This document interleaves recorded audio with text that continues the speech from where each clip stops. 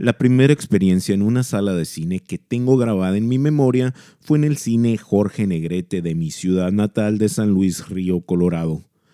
Tenía 6 o 7 años y muy probablemente mis padres no encontraron niñera esa noche porque los acompañé a ver The Thing, La cosa del otro mundo de John Carpenter de 1982, que definitivamente no era una película para niños. No recuerdo haber tenido pesadillas o algún trauma por las escenas de terror.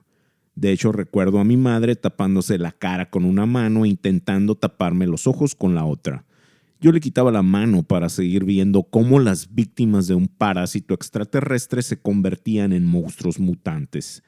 La película trata sobre un grupo de investigadores en la Antártida que son atacados por un parásito químico de origen extraterrestre que llegó a la Tierra 10.000 años atrás. Este organismo puede penetrar y asimilar la forma del cuerpo invadido para engañar a sus atacantes y seguir propagándose. En su época, los efectos especiales de esta película eran lo máximo, muy novedosos y más que asustarme, me causaron un choque en la imaginación por los seres y los mundos que se podían crear con el lenguaje del cine.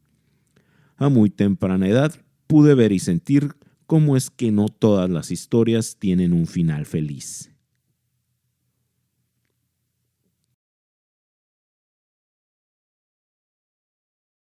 Algo que sí me causó pesadillas y me persiguió varias noches fue la escena de las sábanas ensangrentadas y la cabeza de un caballo en la cama de un incauto que se atrevió a decirle no al jefe de la mafia, Vito Corleone. El Padrino o The Godfather de Francis Ford Coppola de 1972 es la película que más veces he visto en mi vida. La vi cuando era niño en los canales de televisión abierta de los Estados Unidos, alguna versión censurada que transmitían en los 80s que definitivamente incluía varias escenas violentas que en su momento no entendía, pero que fui comprendiendo cada vez que la volví a ver en VHS, en DVD o en streaming. Todavía me pongo ansioso, nervioso en la escena del restaurante cuando Michael Corleone abandonará su vida civil y dará el primer paso para dejar de ser un héroe de guerra con futuro prometedor en la sociedad para convertirse en el ser despiadado, jefe de la mafia que siempre pondrá el negocio de la familia primero.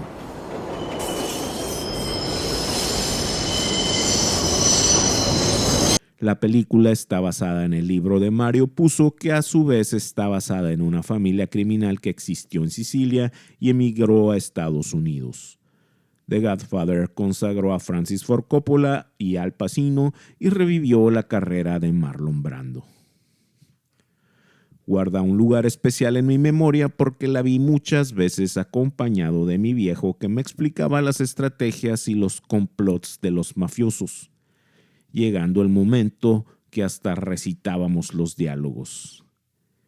Mis hijos no saben todas las veces que de bebés dormidos en mis brazos me acompañaron a ver otra vez la película.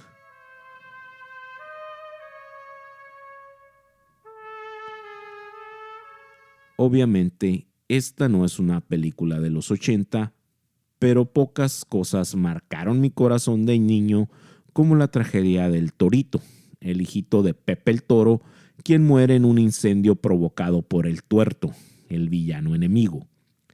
Esto sucede después de otra tragedia que también se quedó en el disco duro de mi niñez y de muchos mexicanos, que es cuando los secuaces del Tuerto arrojan al camellito a las vías del tren y le cortan las piernas.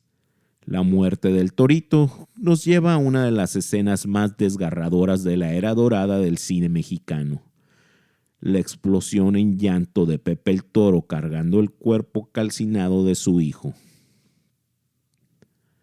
Esta película de 1948 se repitió incansablemente en el principal canal de televisión mexicana, sobre todo los sábados por la noche de los años 70 y 80.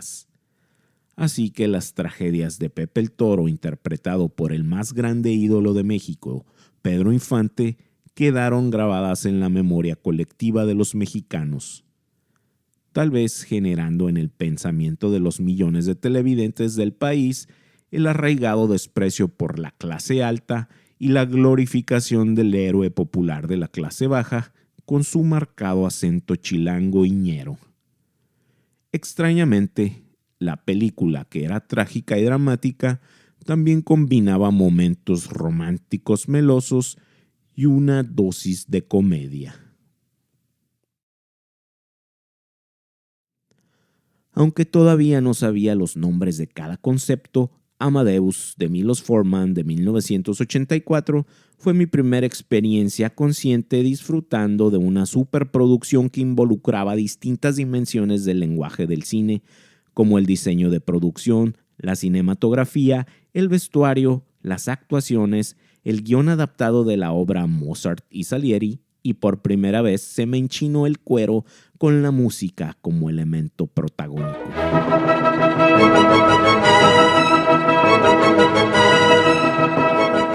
No comprendí en su totalidad la historia de los celos y la envidia obsesiva de Salieri, el compositor de la corte de Viena que hace una apuesta con Dios para que le dé el talento y la genialidad de Wolfgang Amadeus Mozart a cambio de su castidad, su fe irrevocable y su entrega total.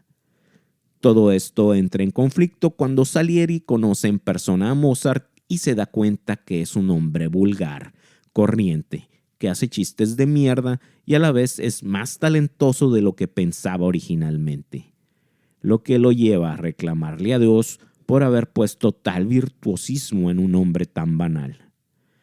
La película sigue el plan de Salieri por desacreditar a Mozart al mismo tiempo que se convierte en su más grande admirador, capaz de extasiarse con cada nota escrita en sus partituras y consumiéndose por saber que jamás logrará aspirar a tal magnitud de talento. Esta es otra de las películas que continuamente repetía con mi viejo, que se paraba a dirigir la orquesta de Mozart en cada escena donde aparecían los músicos. Ya hace falta visitarla de nuevo. En los 80 pasé algunos veranos en Tucson, Arizona. Me quedaba por semanas con mi tía y mis primos y tuve un mayor acercamiento a la cultura pop de Estados Unidos.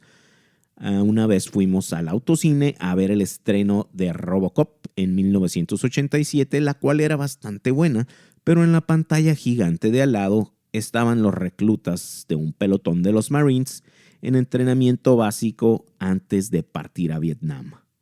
El encuadre con una perspectiva asimétrica en el dormitorio captó mi atención como si fuera una figura geométrica.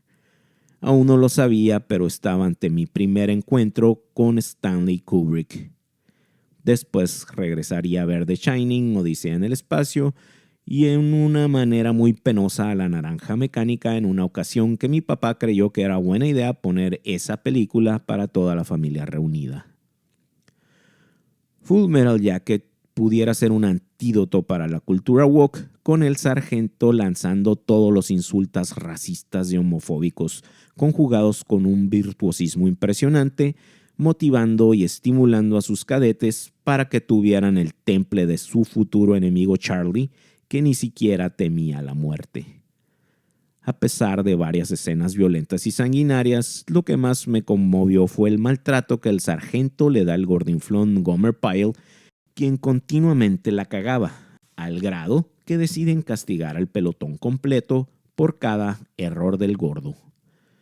Esto escala hasta la noche en que los reclutas cansados le aplican el castigo de la toalla, desfilando todos para golpearlo. No diré el final del gordo Gomer Pyle y del sargento, pero no es un desenlace feliz.